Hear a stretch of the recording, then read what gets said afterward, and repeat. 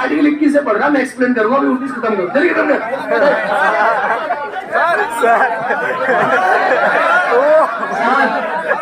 अभी 19 खत्म करो, फिर 21 पे चलेंगे।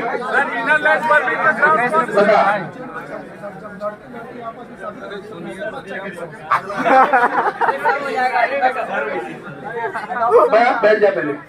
देखो, शादी करने का मतलब सुप्रीम कोर्ट ने अभी सफीन जहां 2-3 केसेस में ये लिया कि राइट टू मैरिज, यानी सुप्रीम कोर्ट के अनुसार शादी करने का मतलब जो होता है वो बच्चा पैदा करना नहीं है। समझ गया? शादी करने का एक होता है मैरिज और एक होता है विवाह।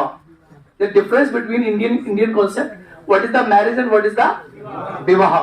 विवाह अलग वर्ड है और मैरिज अलग वर्ड है।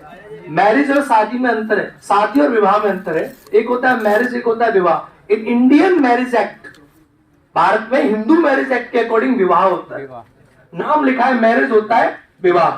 और इंडियन हिंदू मैरिज एक्ट में ये कहा गया विवाह का जो मतलब है हिंदू मैरिज एक्ट में वो ये है कि मेल और फीमेल जब तक, according to Hindu marriage act कानून के अनुसार बता रहा हूं, जब तक मेल और फीमेल 7 फेरे नहीं ले लेंगे, it is not considered as a marriage. Hindu marriage act, अगर आपने कोर्ट मैरिज की, that is different. Court marriage के लिए भी आपको 7 फेरे चाहिए। हिंदू मैरिज एक्ट के अगर कोर्ट में रजिस्टर कराओगे तो आपको 7 फेरे लेने पड़ेंगे।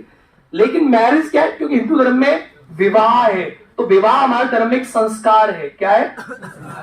संस्कार है।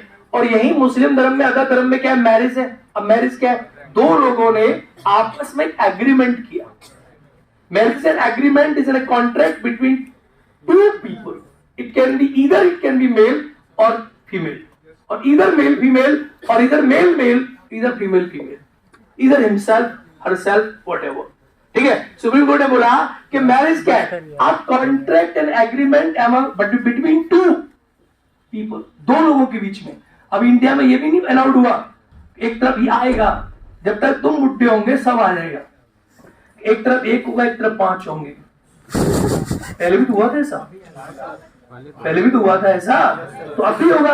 एक तरफ 1 होंगे, एक तरफ 5 होंगे। यू आर कंसीडरिंग ऐसा नहीं होगा? होगा। लेकिन तुम्हें क्या, या पॉलिटी में लिखोगे तो तुम कोई चीज अपने मन से नहीं लिख सकते। सुप्रीम कोर्ट ने किस जजमेंट में कहा? अपने मन पसंद शादी करना सफीन जहां में कहा। लिखो, सुप्रीम कोर्ट के अनुसार लिखो, अपने मन से नहीं। और सुप्रीम कोर्ट एक्सप्लेन कर रहा है इन सारी चीजों को, लिखते जाओ, क्या फर्क पड़ रहा है। लिखो आगे चलो। सुप्रीम कोर्ट बोला आर्टिकल 21 है, और सुप्रीम कोर्ट ने केस में डिफाइन किया, जैसे मैंने आपको पढ़ाई था।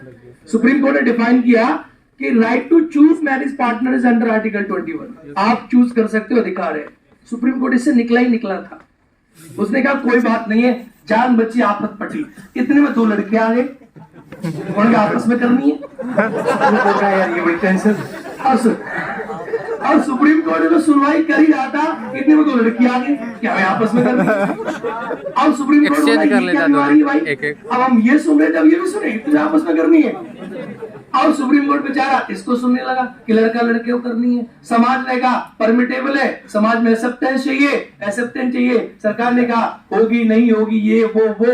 लास्ट में सुप्रीम कोर्ट बोला करो यार, तुम करो परमिटेबल।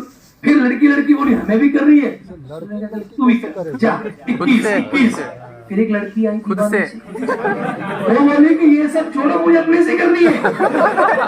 सुप्रीम कोर्ट बोला यार ये क्या, दोस्तों यही तो राइट्स है। सुप्रीम कोर्ट बोला ये कौन सी थ्योरी है? और सुप्रीम कोर्ट ने मोदी जी से पूछा कि मोदी जी क्या चाहते हो?